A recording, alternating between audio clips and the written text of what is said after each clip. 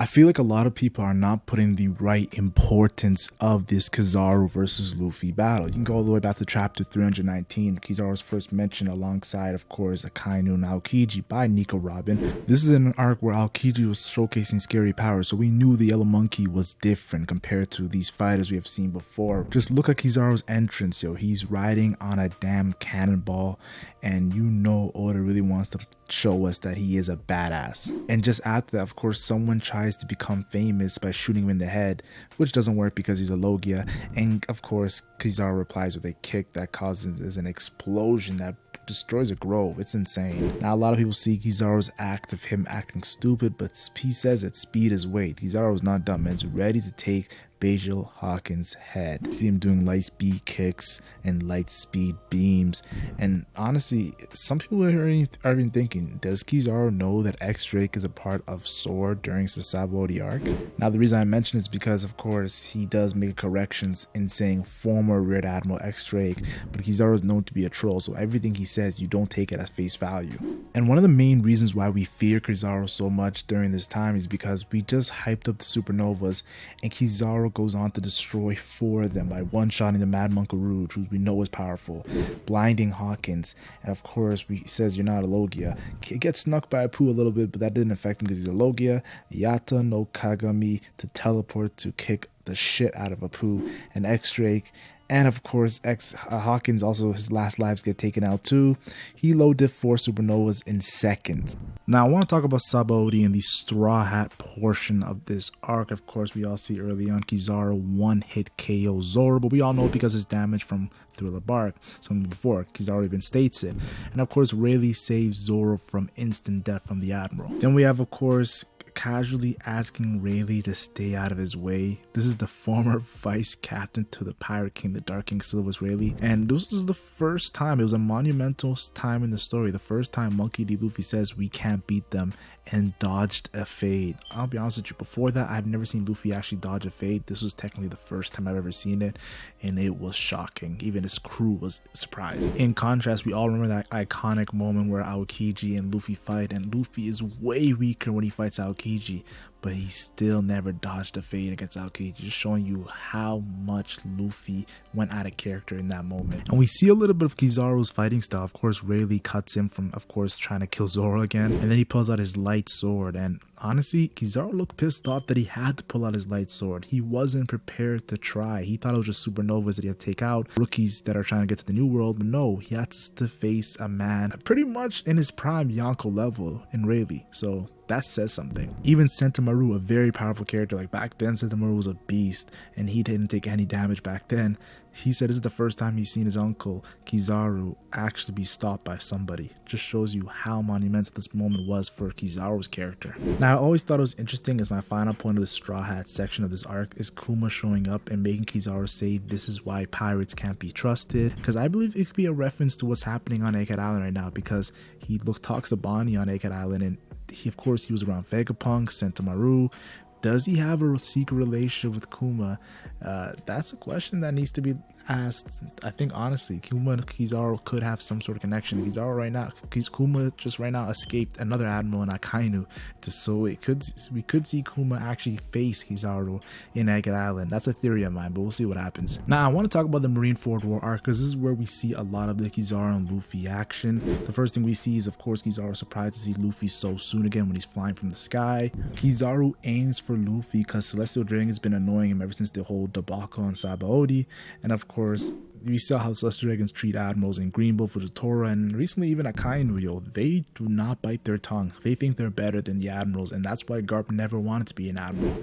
And of course, Ivanka saves Luffy from Kizaru's first attack, but the destructive capability was insane. When Kizaru finally does get his feet on Luffy, like he finally lays his hand on him when kicking the shit out of Luffy, the 7 Whitebeard commanders ride out for him. 7 Whitebeard commanders and Jinbei and Luffy. Like, it just shows you like how much people you need just to deal with these admirals. If you guys don't remember, we seen Akainu fight all the Whitebeard commanders, that's Marco included, and adding Crocodile by himself, and he's just like low diff and Curio. Like, it's just insane. I thought it was very cool when Whitebeard destroyed that giant Vice Admiral trying to save Ace. He also extends his attack towards Ace's execution, and of course advanced armor haki was showcased by the admirals, and Kizaru using advanced armor haki that early on in the story legitimized him as a top tier character. Like, you cannot make any excuses for that. I'm not saying all people who have advanced armor haki are top tier, but he's an admiral, a powerful Logia, and advanced armor haki. You gotta give respect where respect is due. That's a crazy combination. And honestly, Akainu, like, he even tells Akainu using logic, like, yo, why don't you just melt the ice instead of complaining? Yo, Kizaru is more intelligent than people think, honestly. And when Luffy actually confronts Kizaru and the three admirals, Kizaru says Luffy is quite frightening for standing up to three damn admirals. And later, of course, Luffy tries to get out of there with his fastest mode, Gear Second, and Kizaru says too slow and kicks the shit out of Luffy. And it's crazy because Luffy is extremely fast when he's using Gear Second. It's just like the speed of CP9's shave. So it's insane that he's able to Kizaru's still able to shit talk him. That's how fast Kizaru is. Then he gives Luffy a stern talking to, says you can help people with the sheer force of will. And that's crazy because Luffy, all he does is tries to will himself past enemies, and then tells Whitebeard that Luffy as his vanguard, don't ever send some trash out like this. Kizaru was really talking down on Luffy, and then Luffy, I felt like the 300 million berry man was very powerful at the time of Marineford. Kizaru did not care. No, he said this guy is whack. And even when, of course, Luffy's about to save his brother Ace because of his sheer will, guess who shoots the key? It's Kizaru. He's always being a thorn in Luffy's side during this arc. And even when Luffy is knocked out unconscious because of course, Kainu and Ace dying and whatnot, he still tells Buggy drop Luffy and is targeting Law right after. It's very, like, he had a mission. Kizaru had a mission just to take out Luffy, and it took Ben Beckman to stop Kizaru from actually completing that mission. But even Ben Beckman says this guy is still attacking, yo. He did not really hold back, yo. And I love this line by Kizaru saying if that didn't stop him after laying down a devastating attack from his double ability, he says if Luffy survived that means that luck was on his side. And we know Luffy's one of the most luckiest characters in anime history. Now, of course, I do want to mention some post-time skip things because we haven't seen Kizaru that much during the post-time skip, but we see a flashback during Fishman Island where Kizaru is seen as a detective design, and he's trolling, but he's very intelligent, has authority, he's a vice admiral, and he tells Arlong, why would you come back after pretty much like you escaped? And low diffs Arlong, and Arlong faced Luffy really early on in the East Blue, so just shows you how powerful Kizaru was even as a vice admiral. Then of course the next time we see him, of course they're discussing Edward Weevil, the self-proclaimed son of Whitebeard, and he says it doesn't really matter that it's true or false, just because he has the remnants of Whitebeard's power in his youth. And Kizaru's words were confirmed when it took an admiral to take him out. Greenbow had to go there and beat this guy, showing you how powerful Weevil is. There was no other admiral that got sent out to fight a warlord, so gotta give kudos to Weevil. He got respect by losing to Greenbow. Sometimes losses give you respect, I have to say it. And then obviously one of my favorite Kizaru moments in the entire series is him hearing Big Mom, of course, attacking Kaido in the voice call, saying I'm gonna pull up, I need to take that 1.5 billion berry man Luffy's head after what he did in Whole Cake Island. And Kizaru said to Akainu, should I pull up? He had no fear. And Akainu says, wait, we don't know of the unknown force. The samurai, you mean? That's what Kizaru replies. And that's because of Kozuki Oden's legacy. He's made everyone around the world scared of samurais after being with Roger Pirates and the Whitebeard Pirates. But still, I gotta say, Kizaru was not scared. He wanted to pull up with 2 Yonkos and the 5th Emperor at the time.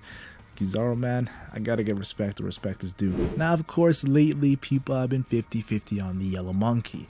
Of course, him serving milk and cookies to the Gorosei St. J. Garcia Saturn has a lot of people scratching their head. Yo, is this guy just a lackey?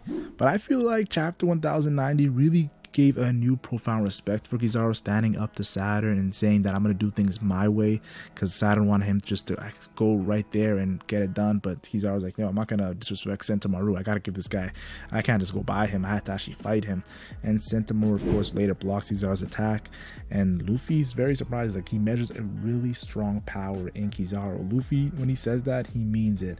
Last time I heard him say that was against Fujitora. So I definitely want to say Luffy gave Kizaru a lot of respect. This is a Gear 5th Luffy too, so it's different. Dressrosa Luffy wasn't as strong as he was today. So Luffy saying that now really puts into perspective how powerful Kizaru is. And before Luffy does partake in the battle with Kizaru, he does tell him, Kizaru, we are 100 times stronger than we were before. And it's what we talked about in this video. Sabaody was a very pivotal arc when it comes to the Straw Hats and Kizaru's interaction. And Luffy said, we can't beat them, let's get out of here. So Luffy saying we're 100 times stronger. And remember Shaki saying that Rayleigh was 100 times stronger than Luffy. And Luffy, of course, witnessed Rayleigh, the only man to actually stop Kizaru in that arc. And we see right the next chapter, Kizaru tells Luffy, yes, you are the man who defeated Kaido 100% just after fighting Snake Man. It took just Snake Man for Luffy to get the respect of the Admiral Kizaru, which says a lot. Now, of course, the next chapter, Luffy is forced to, of course, go Gear 5th by the Admiral, just showing you that, yes, Snake Man got the respect, but Kizaru was waiting for his actual final trump card, which is Gear 5th. Gear 5th, we've seen against Kaido, the strongest creature alive. We've seen against the strongest CP0 member, Rob Lucci, the Awakened Beast. And now we're seeing against an Admiral. So Gear 5th, I'm really loving that we're about to see Gear 5th against some of the strongest characters in the series. Kaido, Rob Lucci, and Kizaru are definitely guys you cannot scoff at. I'm not saying that they're the strongest characters in the story right now, but I'm saying that they're top tier power. Some people say, Rob Lucci, what are you talking about? He's an Awakened Zone, guys. Like, with impressive hockey, I gotta give respect, guys. Now, of course, after witnessing a lot of the Luffy versus Kizaru battle, I'll say this, yo, it's a very bright battle, and I can't wait to see it in the anime. We're seeing some really cool things, honestly, like Luffy eating light, Kizaru cloning his body, and honestly, it's just a lot of cool things from these guys, yo. Very unique powers and abilities. And I can't wait to see this in the anime, you guys. Luffy Kizaru is looking to be a treat. Now, of course, before the next chapter drops, it was a break week. I thought I'd drop this video. I know I've been gone for so long. I gotta give my opinion. Me personally, the real reason why Kizaru will, of course, lose is because he isn't the final boss. We saw in the last page of the last chapter. It's, of course, Saturn. And Saturn has to fight Gear 5th Luffy. And I think Kizaru, no disrespect, but he might be in that Blue Note position to the Rob Lucci of Enies Lobby, kind of like that. Honestly, the reason why I say that is because I really do think Egghead Island arc, like, we have to see some crazy fighting from Saturn after, of course, Sabo revealed that during the Reverie flashback in this arc where the Gorosei are shown with, of course, silhouettes. It was a preview, and we're about to witness greatness when Saturn does fight Luffy. It's going to be a lot of Void Sentry talk, and with the Blackbeard pirates looming in the background, in attendance, there's going to be so much things. Kun might be on his way too. In my opinion, this arc could be the best One Piece arc in the story. Of course, I still think Wano's #1, but after it's all said and done, we might have to look back and say Egghead Island is a very underrated arc. Could be the #1 arc because so many great things happen. People don't even know the half of it.